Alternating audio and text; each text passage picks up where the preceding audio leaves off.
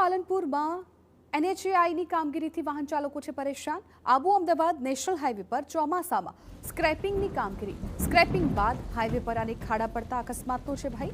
ખાડાઓમાં વરસાદી પાણી ભરાતા વાહન ચાલકોની મુશ્કેલી વધી। ખાડાઓને કારણે જીવના જોખમે લોકો પસાર થવા મજબૂર બન્યા। હાઈવેનું તાત્કાલિક સમારકામ કરવાની વાહન ચાલકોની માંગ। હાઈવે ઉપર જ ખાડા છે, પબ્લિક કેટલી હેરાન થવામાં નહીં થતી હેરાન। ખાડા તો જોવો તમે, બીજું કોઈ તકલીફ બહુ પડે। અમારે તો આખો દાડો હેડવાનો હોય, શટલ મારવાના હોય એટલે તો હોય જ ને।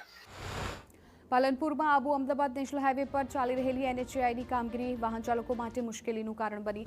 ચોમાસાની વચ્ચે હાઈવે પર સ્ક્રેપિંગની કામગીરી શરૂ કરાતા માર્ગ અને અનેક સ્થળે ખાડાઓનું સામ્રાજ્ય જોવા મળ્યું।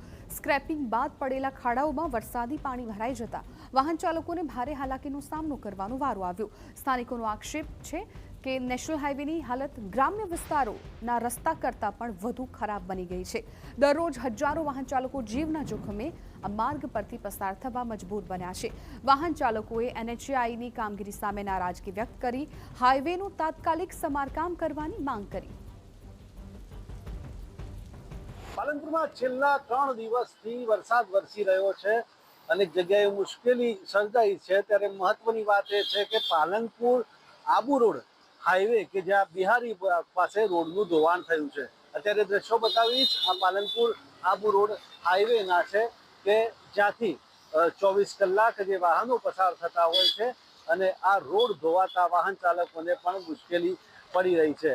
જે પ્રકારે આ સામાન્ય વરસાદમાં પણ આ નેશનલ હાઈવે જેવો જે રોડ ધોવાયો છે, ત્યાં જે પ્રકારે રોડ પર ખાડા પડ્યા છે, જેનો ડામર પણ ધોવાયો છે અને જેને લઈને પાલનપુરથી અમદાવાદ અને અમદાવાદથી આબુ રોડ તરફના જે વાહન ચાલકો છે તે મુશ્કેલી અનુભવી રહ્યા છે।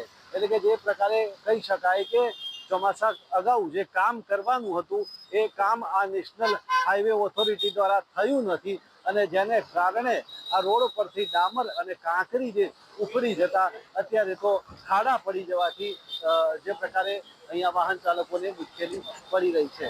ત્યારે હજુ પણ વધુ વરસાદની જે આગાહી છે, વરસાદ આવવાની સંભાવના છે અને આ સંભાવનાના કારણે જે આ રોડ ધોવાયો છે અને જેમાં પણ મોટા ખાડા જે છે પડી જવાની શક્યતા છે।